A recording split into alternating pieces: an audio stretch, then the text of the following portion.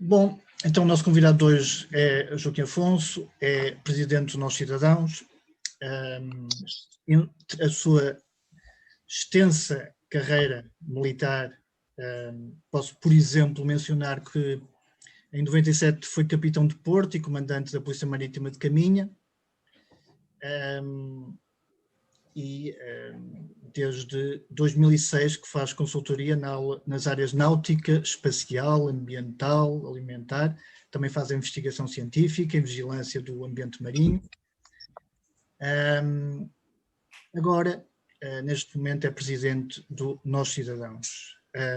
A minha pergunta, primeira, começando num dia de eleições presidenciais, qual é a sua opinião sobre o momento em que estão a ser realizadas? Ora bom, antes de mais, boa tarde a todos. Obrigado pelo convite. Espero que estejam a ter um bom fim de semana, um domingo simpático, em família, em concórdia, como deve ser. Relativamente ao momento em que as eleições são realizadas, há aqui duas abordagens distintas. Uma é que, constitucionalmente, teriam que ser em janeiro, porque são sempre em janeiro. Outra, que é uma perspectiva pessoal minha, tem a ver com a situação pandémica que se vive no nosso país, em que não faz sentido nós tenhamos dirigentes ao mais alto nível da nação, seja do governo, seja o próprio Presidente da República ainda em exercício, até ao resultado das eleições de hoje, que tenham dois pesos e duas medidas para a população do nosso país de Portugal. Ou seja, as pessoas são obrigadas a não contactar com os seus idosos, não contactar com os seus familiares, não trabalharem, não levarem os filhos à escola e depois, por um imperativo, digamos, ético, de democracia e de liberdade, serem obrigadas, entre aspas, a ir votar no dia de hoje. Tudo isto é ridículo, é absurdo e é muito confuso para as pessoas perceberem porque é que, volto a repetir, há dois pesos e duas medidas. Certamente não teria sido fácil adiar as eleições, mas também certamente teria sido possível, desde que houvesse na cabeça dos nossos governantes sentido de Estado, amor ao próximo e respeito pela saúde e pelos direitos de cidadania do povo português. Os partidos políticos representados na Assembleia da República podiam perfeitamente, a convite do Presidente da República em exercício, ter realizado uma revisão constitucional de urgência específica para este caso das eleições presidenciais e adiá-las, por exemplo, para o início da primavera ou para quando isto da vacinação já estivesse mais espalhado pela população e em que já não houvesse tanto perigo de contágio e de morte entre o povo português. Portanto, esta é a minha perspectiva. É absurdo e ridículo realizar umas eleições nesta altura do campeonato, como se costuma dizer, no nosso país. Espero ter sido claro. E... Foi muito claro, foi muito claro. Agora, o que também é certo é que 2020 tem sido difícil, tem sido complicado, perdão, 2021. 2020 foi difícil e começa de uma forma complicada. Quais são as expectativas do seu comandante para 2021? Ora bem, infelizmente não são as melhores. Não são as melhores porque, como já disse na sua pergunta anterior, os nossos governantes não têm sentido de Estado, não conseguem planear, nem organizar, nem executar nada como deve ser. Fazem aquilo que nós dizemos na Marinha, navegação à vista. Ou seja, quando vem um promontório, aproximam-se desse promontório, depois vem uma baía, aproximam-se dessa baía e não se preocupam em prever se há fundos baixos, se há recifes, se há escolhos no caminho. não fazem o mínimo de planeamento de navegação, para usar aqui a minha linguagem técnica naval. Ou seja, tudo isto poderia perfeitamente ter sido antecipado com tempo, como fizeram outros governantes noutros países, no verão do ano passado, 2020. Aí, como as temperaturas estavam elevadas e o vírus não se dá bem com o calor, como já se sabe, começaram todos a embandeirar em arco, a tirar foguetes para eles próprios, que eram muito bons, que tinham conseguido tudo e mais alguma coisa. E depois, o que está subjacente a tudo isto é que, infelizmente, se os portugueses não morrerem do vírus, ou neste caso da doença, poderão morrer da cura. Porque a nossa economia, nos últimos 40 anos, foi completamente destroçada nas suas vertentes do setor primário e do setor secundário. Ou seja, deixámos de ter agricultura, deixámos de ter pescas, deixámos de ter indústria, quer ligeira, quer pesada, e tudo se concentrou no setor terciário com os chamados serviços. Isso é tudo muito bonito, parece um sinal de desenvolvimento, contudo, como nós acabamos de perceber, numa perspectiva geoestratégica planetária, não se pode deixar os setores primário e secundário nas mãos de um país só, que ainda por cima tem um regime totalitário, em que não há liberdade nem de pensamento, nem de opinião, não há direitos humanos, e que esta é a quinta vez que eles lançam uma pandemia deste género. Nas anteriores não chegou a ser pandemia, mas eram vírus igualmente perigosos, os vírus das aves e outros. Nos últimos 20 anos, esta é a quinta vez que eles lançam um vírus e, curiosamente, vem sempre do mesmo sítio. Portanto, quando nós apostamos tudo, como eu costumo dizer, pôr os ovos todos na mesma cesta do turismo, na altura correu bem, porquê? Porque nós somos um povo brando, simpático, hospitaleiro, inteligente, trata bem os estrangeiros, e então não havia cá terrorismo. O sul de Espanha tinha terrorismo, o sul de França tinha terrorismo, e portanto nós tínhamos argumentos fortíssimos para os turistas virem cá passar férias, ainda por cima com um custo de vida ainda relativamente barato para a disparidade de rendimento que existe, todavia, entre os diferentes membros da União Europeia. O que é que acontece?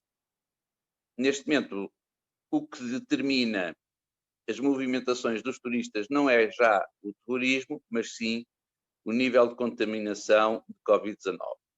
E aí nós estamos francamente em desvantagem em relação aos outros destinos turísticos e, portanto, eu diria que 70% da nossa economia estava já dependente do turismo e, infelizmente, grande parte das pessoas que obtinham o seu rendimento desse setor não têm prevista qualquer garantia para situações de crise. Ou seja, não faziam descontos, não estavam coletados, aquela nossa eterna chique espertice que chapa ganha, chapa gasta, não aforraram, e a minha maior ansiedade é conseguir criar uma rede nacional de apoio ao cidadão, porque nós, neste momento, já temos muita pobreza envergonhada da classe média e da classe média baixa que estão sem rendimento, nomeadamente os trabalhadores por conta de outrem,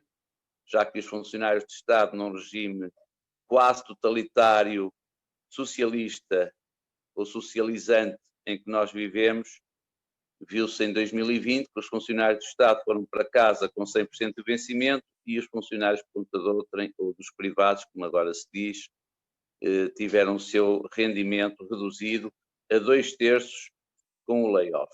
Portanto, 2021 será certamente muito complicado. Por mais bazucas ou canhões ou bombas que venham da União Europeia em termos económicos, uma coisa é certa, ninguém dá nada a ninguém e nós vamos ter que pagar de alguma forma aquilo que eventualmente possa vir de dinheiro da União Europeia. E depois, o que é completamente paradoxal é que, em vez dessas verbas virem para apoiar as pequenas empresas que ainda vão tendo algum negócio, ainda vão tendo alguma intervenção social, ao garantirem emprego nas pequenas comunidades, não. O dinheiro vem todo para o povo do Estado para continuar a engordar mais e, portanto, o que se avizinha, ou somos todos funcionários de um Estado totalitário, ou então não há economia.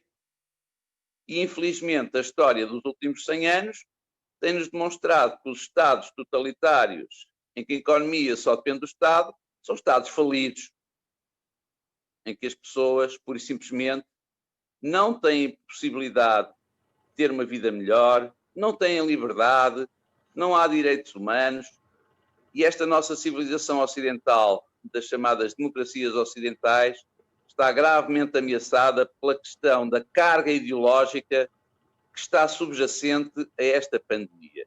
Eu espero ter sido claro na pergunta que me fez, Diogo. Foi muito claro.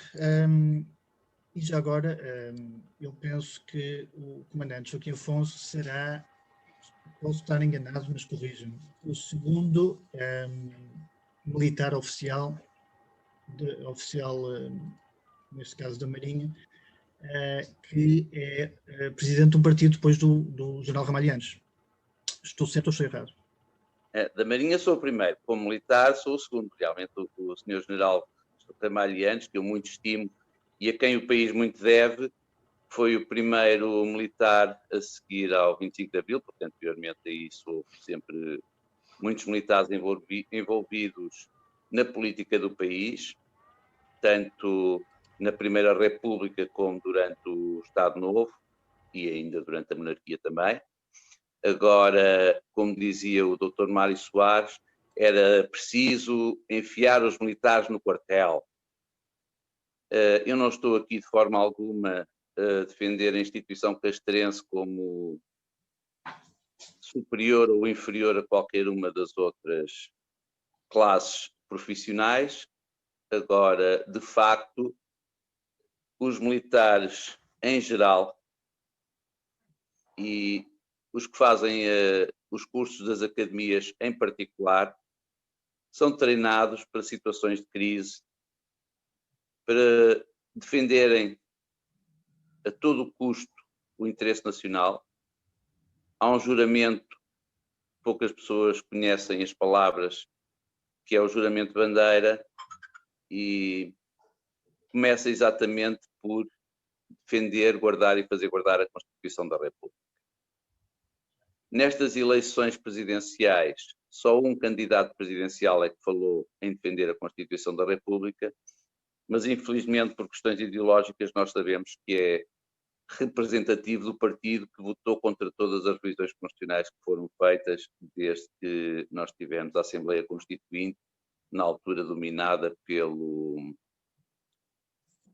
Partido Comunista e pela tentativa de impor em Portugal uma ditadura do proletariado.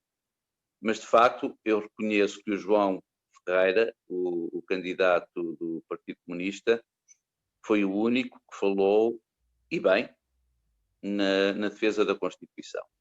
Portanto, infelizmente, este governo, este Presidente da República, estes nossos governantes atropelam a Constituição da República Portuguesa e os direitos de cidadania todos os dias, a toda a hora e a todo minuto. Em agosto, eu julgo que a maior parte dos portugueses não sabe ou não se apercebeu, fizeram uma panelinha entre o PS e o PSD para aprovarem uma lei que é claramente inconstitucional. Porquê? Porque não garante igualdade de direitos previstos na Constituição para os movimentos de cidadãos independentes poderem concorrer em pé de igualdade com os partidos políticos às eleições autárquicas. Isto é grave, é completamente, para além de inconstitucional, uma faca de morte na cidadania e na liberdade do povo português. Eu estou em dizer que foi uma lei aprovada por vingança contra o Presidente da Câmara do Porto, que teve a leivosia, podemos dizer, de, como independente, roubar a segunda Câmara do país em termos de número de cidadãos, em termos de produto económico, sempre foi o Porto a segunda cidade de Portugal. Aliás, o nome do país deriva da cidade do Porto. Porto Escala, e o Dr. Rui Moreira cometeu a aleivosia de 2 vezes consecutivas dar uma chapada de luva branca aos partidos do costume, fazendo-se eleger através do movimento de cidadãos independentes. E, portanto, nem PS nem PSD perdoaram este atrevimento, não é? O único partido que se insurgiu através da deputada Cecília Meireles foi o Partido do Centro, e o nosso objetivo é, efetivamente, fazer valer os valores da sociedade livre, democrática, preocupando-nos com os problemas do cidadão comum, fazer com que as pessoas deixem de ter medo no local de trabalho por não pertencerem a determinado partido político. As pessoas têm que voltar a ter esperança numa vida melhor para si, para os seus pais, para os seus filhos, para os seus netos. E agora vou citar um dirigente político deste país, que por acaso é o secretário-geral do Partido Comunista Português, que dizia em 2019, e com todo o direito, em Portugal as pessoas trabalham de sol a sol para empobrecer. E isto não pode continuar desta forma. Nós temos que fazer tudo o que estiver ao nosso alcance para limitar ao máximo as situações de corrupção que nos levam grande parte do produto interno bruto. Temos que ter consciência de que o povo, para além de direitos, também tem deveres, mas os nossos dirigentes políticos, sejam de partido forem, têm muito mais deveres do que direitos. E, infelizmente, o que temos é uma partidocracia que nos esmaga com impostos, que não defende os mais fracos, que compra grande parte da população através de subsídios para isto, subsídios para aquilo. Não falo apenas do rendimento social, falo de subsídios a associações. Ouça, é completamente inconstitucional a Assembleia da República ter aprovado uma lei para apoiar associações de proteção de determinado setor de pessoas que, na minha opinião, têm uma deriva qualquer em termos genéticos que não será propriamente a que a natureza prevê, em relação a outras associações que prestam apoio social. Isso não pode ser. Tem que haver um mínimo de bom senso e, acima de tudo, uma percepção daquilo que as pessoas anseiam, da liberdade. Tem que se combater sem tréguas a corrupção, a começar nos mais altos dirigentes que se deixam corromper. Esta é a minha opinião, quer dizer. Na política tem que se estar com seriedade e com honra. E, infelizmente, como dizia uma pessoa amiga minha aqui há uns anos, os nossos políticos atualmente são fruta do chão. Prossiga, Diogo. Já esteve a falar então, e está a falar um bocadinho sobre o programa, ou o que pretende fazer dos nossos cidadãos. O que é mais diferenciador no seu partido em relação aos outros? Ora bem, eu naturalmente que sim, senhor. O Nós Cidadãos é um partido legalmente registado e constituído, mas, contudo, eu nunca me refiro ao Nós Cidadãos como um partido político, porque para mim uma coisa que está partida já não se endireita. O Nós Cidadãos nasceu dos movimentos de cidadania. Eu próprio, após ter passado à reserva como militar, tenho dedicado às guerras da cidadania, dos direitos das pessoas em termos de representação independente e livre dos partidos para os órgãos de poder e direção deste nosso país.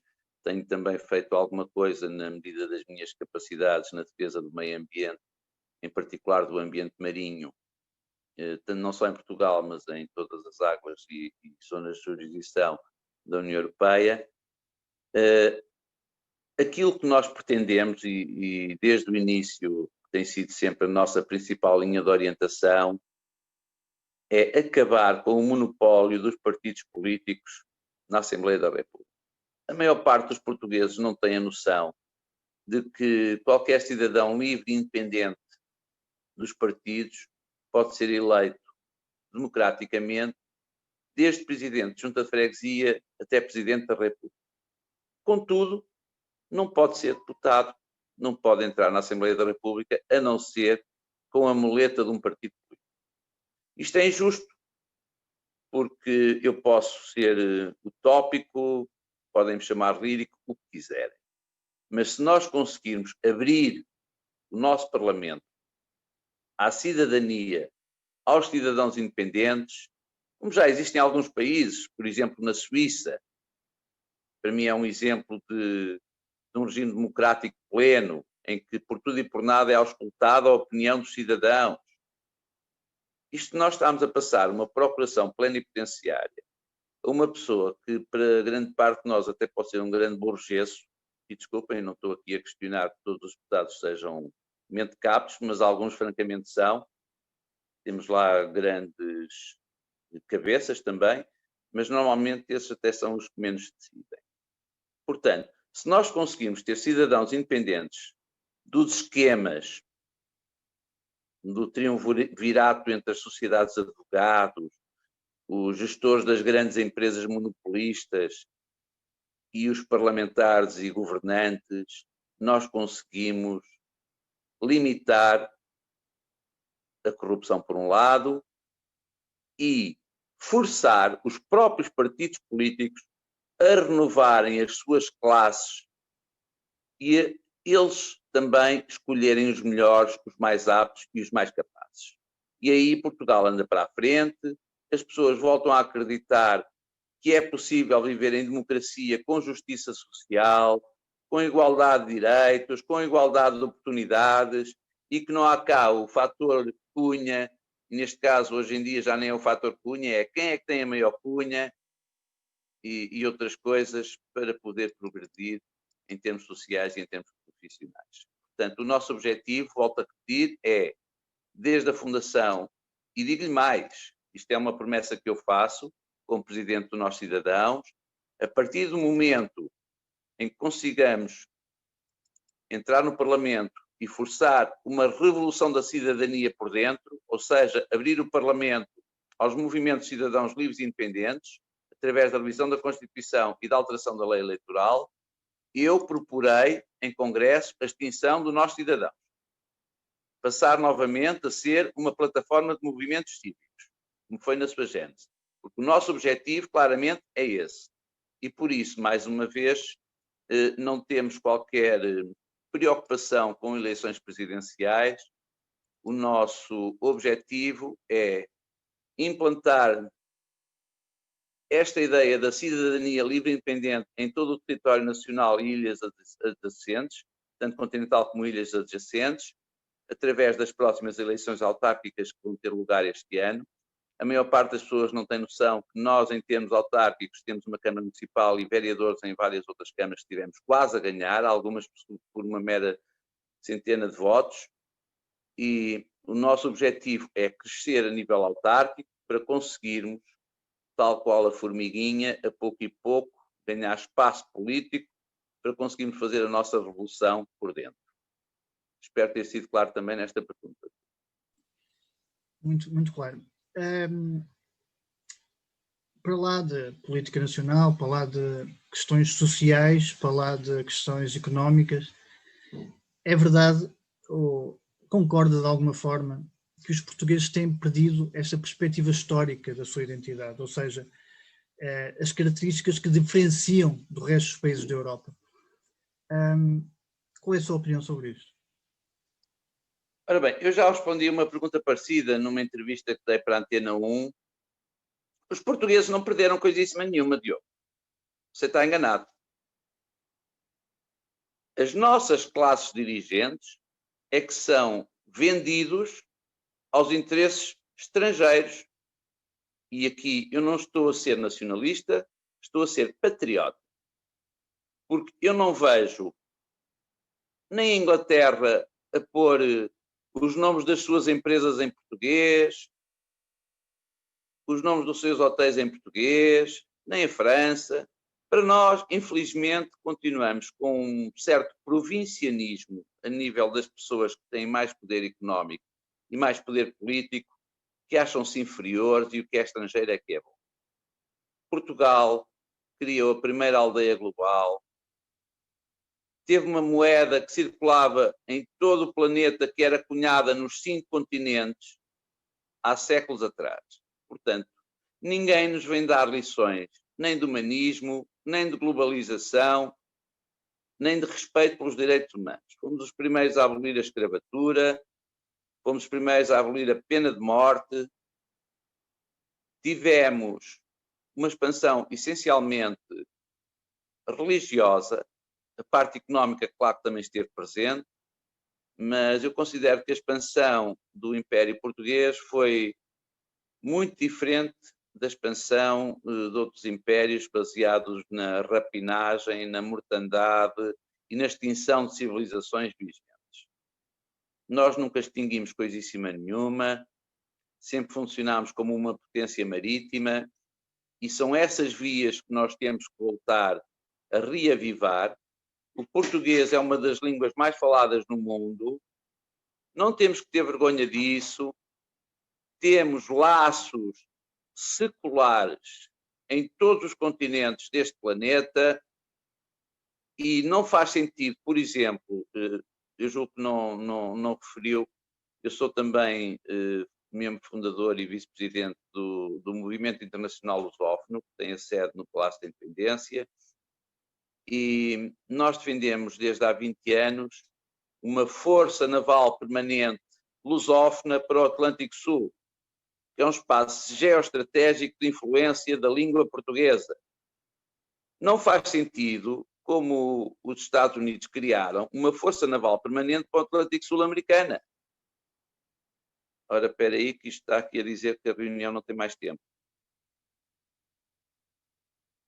Deixei de ouvir, Diogo. Tem tempo, tem. Pode continuar. Pronto, ok.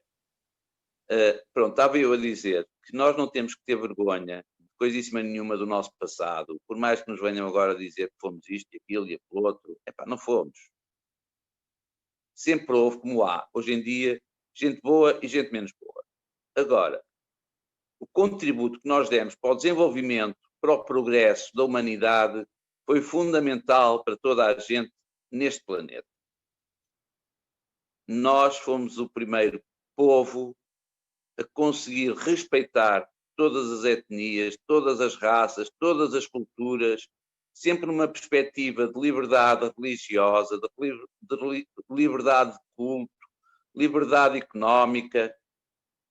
E as pessoas, se respeitarem umas às outras, não temos que andar aqui uns atrás dos outros. Agora, infelizmente, no nosso país deixou de haver um serviço de informações credível, não temos espiões com categoria, é só morraça que lá vai parar e através de cartões partidários para fazerem escutas aos amigos, aos inimigos ou às mulheres dos outros.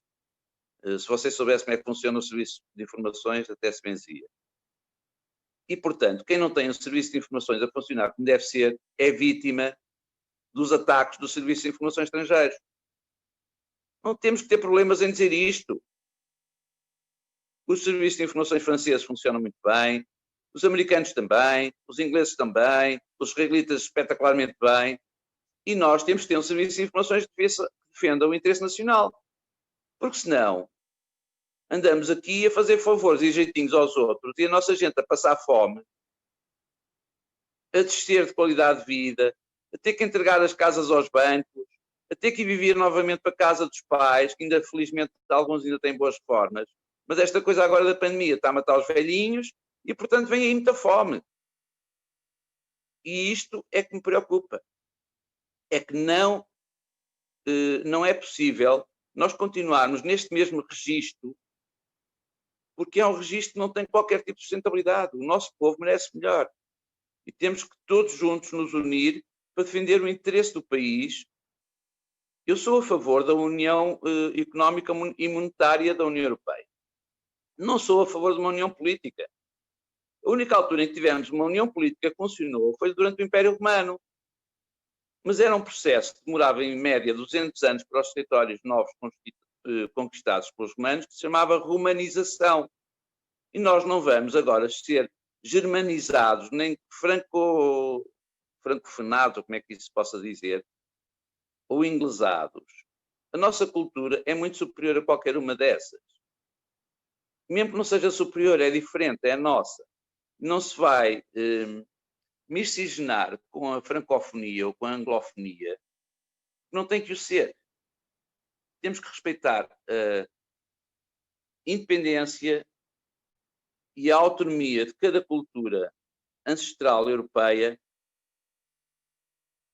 valorizando as diferenças. Portugal é dos poucos países que tem uma só nação. A Espanha, aqui ao lado, obviamente que é contra esta autodeterminação de territórios como o Kosovo. Não podem, não é? Porque se eles forem apoiar a autodeterminação do Kosovo, então por que raio é que não apoiam a autodeterminação do País Basco, da Catalunha, da Galiza, do Principado das Astúrias, eu sei lá. Mas depois acham-se com todo o direito a reivindicar Gibraltar e Ceuta, não é?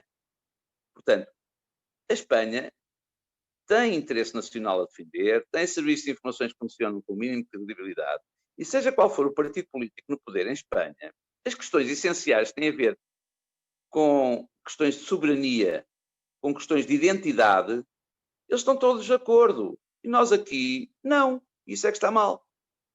Percebeu? Muito bem. Só agora uma pequena... Eu vou pedir para ser breve, porque só temos poucos minutos. Acha que a monarquia pode ser uma solução para esses problemas todos que disse, de falta de identidade e falta de... Ora bom, essa pergunta para mim é muito prática e eu vou responder, como já me conhece também, de uma forma muito pragmática. Eu nunca fiz uma reflexão sobre o que é que seria melhor para o nosso país, uma monarquia ou uma república. Se eu tivesse nascido há 100 anos atrás e me fizesse a pergunta nessa altura, certamente que eu teria refletido sobre o assunto e lhe daria uma resposta concreta e objetiva. Neste caso, e já que sou agora político, não é? Vou-lhe dar uma resposta política. Nós temos os melhores exemplos e os piores de países ainda no século XXI com regimes monárquicos. As monarquias parlamentares são alguns dos regimes políticos de países com maior sucesso económico aqui no planeta. Por exemplo, a Suécia, a Holanda, a Inglaterra. Mas também são, infelizmente, os regimes, não de monarquias parlamentares, mas monarquias absolutistas, dos piores que há neste planeta. Sem respeito pelas mulheres, pelos cidadãos de castas inferiores, sem direitos humanos, e falo, por exemplo, da Arábia Saudita, dos sultanados, da Jordânia, da Síria, de outros países que, embora não sejam monarquias institucionais, mas em que o poder passa de pais para filhos, das Coreias do Norte, que acaba por ser uma monarquia também, não é? Portanto, a questão não é simples. A questão não é simples. Acima de tudo, o que tem que haver sempre é uma representação credível do povo como um todo e não de uma elite que de geração para geração se considera dona da verdade absoluta. Portanto, o que eu sou a favor, acima de tudo, é da democracia, da liberdade de pensamento e da igualdade de direitos para todos. E isto é aquilo que fez da nossa civilização ocidental os regimes e os países mais desenvolvidos do mundo. Porque qualquer ismo, a começar por totalitarismo, seja ele qual for, vem sempre com muitos problemas atrás. Seja comunismo, seja marxismo, seja leninismo, seja fascismo, seja o que for, os ismos são o pior que pode haver. E, infelizmente, no nosso país temos um ismo que nos tem deitado abaixo e que nos tem impedido de progredir, apesar dos apoios todos da União Europeia e que esta nossa classe política, seja qual for o partido, desde que vão para o governo, todos seguem a cisma, que é o oportunismo. Percebeu? O oportunismo é que tem dado cabo disto tudo. Diogo, deixei de o ver. Estou? Está-me a ver? Agora estou. Muito bem. Bom, agradeço-lhe imenso realmente a sua generosidade por estar aqui connosco. Foi um ótimo esclarecimento.